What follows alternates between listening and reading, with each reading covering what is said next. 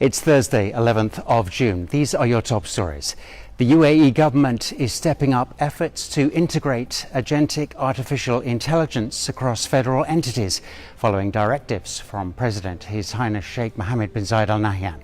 The initiative aims to transform 50% of government sectors, services and operations to agentic AI models within the next 2 years. Dubai has taken a major step towards becoming a global leader in advanced healthcare and wellness. His Highness Sheikh Mohammed bin Rashid Al Maktoum, UAE Vice President, Prime Minister and ruler of Dubai, has issued a law establishing the Dubai Longevity Authority, aimed at positioning Dubai as the world's leading centre for longevity, wellness and advanced healthcare, while attracting investment into the rapidly growing sector. Gold prices have rebounded from a 6-month low, and oil prices have risen by more than $2 per barrel during trading today. And the Chancellor... The Knicks just won in a huge comeback, and you can feel the energy in the arena. Honestly, not a single person that isn't smiling right now after that game that we just witnessed. It looks like Knicks were down and out, going to tie the series 2-2, and a miraculous comeback by the Knicks in the second half to win it in the end and go up in this series 3-1. I mean, you look around this arena, people are jumping, they're smiling. Feeling great, man. Feel like I'll play right now. Can't believe it, can't believe it. OG saved us tonight. Good win, good team win. Man, that was crazy, man. Garden was electric, pulled it through. That was insane. I just thought that if they kept the game under 110, they had a good chance to win, and they did that. You saw celebrities like Taylor Swift, Whoopi Goldberg, and Sydney Sweeney who were here at the match when the Knicks took away a nearly 30-point deficit to beat the San Antonio Spurs 107-106. Overnight, U.S. ships and fighter jets launching a wave of attacks targeting Iranian air defenses, surveillance and communication systems. The president telling Fox News that 49 Tomahawk missiles struck Iran's southwest coast. And the administration now warning Iran that if they don't sign a peace agreement, the U.S. will hammer them again. If we need to negotiate with bombs, we'll negotiate with bombs. Instead, Iran has fired back, again launching its own missiles at U.S. bases in Kuwait and Bahrain. All the missiles intercepted, but debris damaging homes, vehicles, and causing minor injuries to a child in Bahrain. These latest attacks come less than 24 hours after U.S. fighter jets struck nearly 20 targets, including Iranian air defense and radar systems near the Strait of Hormuz. Iran releasing unverified video claiming to show the strike.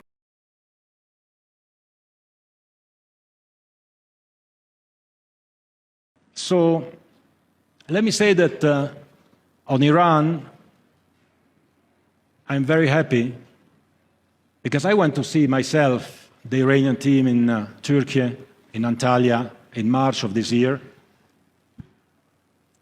And when people were saying, well, it would be impossible for Iran to come to the World Cup, I told them and I promised them that they would come, and if I had to go with a bus to Tehran and drive them here, I would do that. Their answer was, we will take the bus ourselves and drive it if need be. We qualified and we want to play. And this is the spirit of football. Now, of course, there are challenges. Of course, it's not easy. I don't know who else would have been able to ensure that in these circumstances, which we cannot influence. Finally tonight, Taylor Swift and her childhood dream come true. In Los Angeles last night, the voices behind Toy Story 5 gathering for the film's world premiere. Among them, Taylor Swift, the newest voice joining this beloved universe. It means so much to me to actually be a part of this film in some small way. I watched Toy Story when I was 5, and I've watched every single one of the films so many times. Swift's new song, I Knew It, I Knew You, written for Jessie, the cowgirl whose own story has long been stitched together with heartbreak, resilience, and hope. I remembered I loved you, came back when it mattered, I saw you. In Toy Story 5, we see such a character development and really lessons that I could relate to. It's the kind of reflection at the heart of Toy Story itself, that love can remain even when time moves on. The movie, produced by Pixar, is owned by our parent company, Disney. Then came another surprise. Swift performed.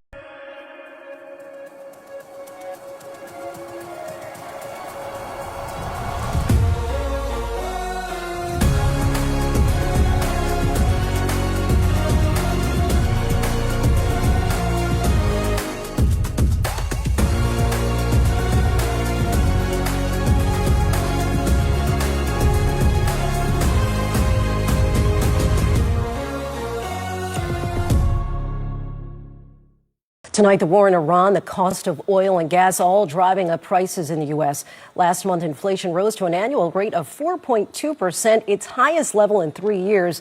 The market's taking a big hit today. The Dow losing 953 points. The Nasdaq and S&P 500 down as well. When President Trump was asked if he's concerned about rising prices, he said, quote, "I love the inflation," insisting those prices will drop when the war is over. Here's ABC's Elizabeth Schulze. With the war in Iran driving prices higher, tonight inflation jumping to 4.2%, up a half point in the last month to the highest level in 3 years. It's a lot harder to stretch a dollar than it used to be. President today asked if he was concerned about the latest number. Are you concerned, Mr. President, about the latest inflation number which came out this morning? No, I love it. The numbers were great. You know what I really love? I love the inflation. Trump insisting inflation will plunge when the war is over. Oh, when the war is over? Yes. It's coming down. I know.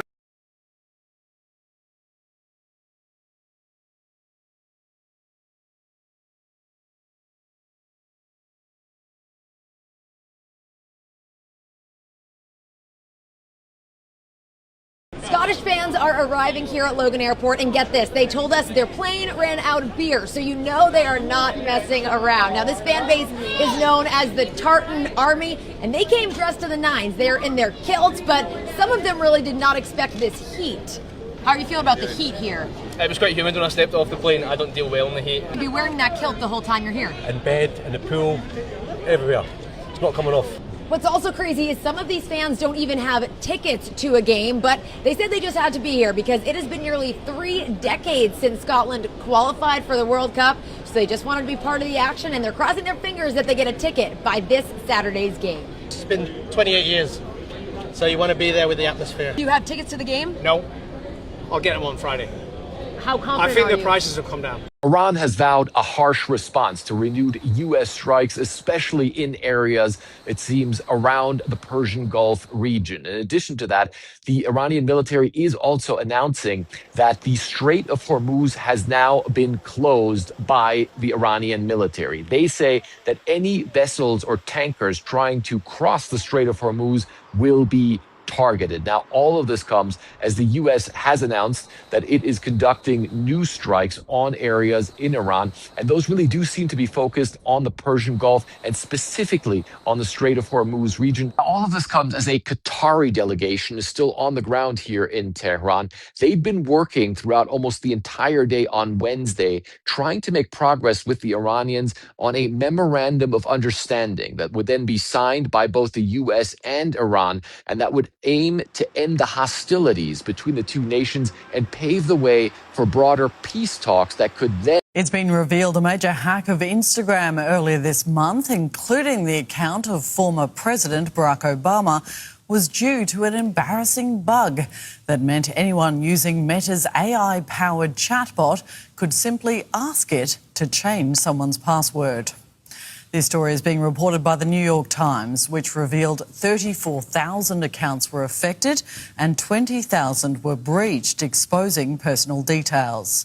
In the case of the former president, his account posted anti-Trump content, including describing the White House as under Shiite control, while another, a senior US Space Force official, posted a string of pro-Iran and anti-US propaganda.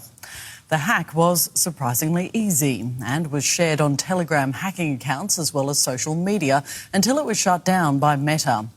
It involved Meta's AI support chatbot. Hackers realised by simply asking it to... Are you making any money with the Nets? I mean, can you make a lot of money being an owner in the Nets? It's got to be profitable, right? No, it's not really profitable. It's just an ego thing, like kind of like let me put it out there? Yeah, NBA teams are like paintings for billionaires. They don't make money, those teams?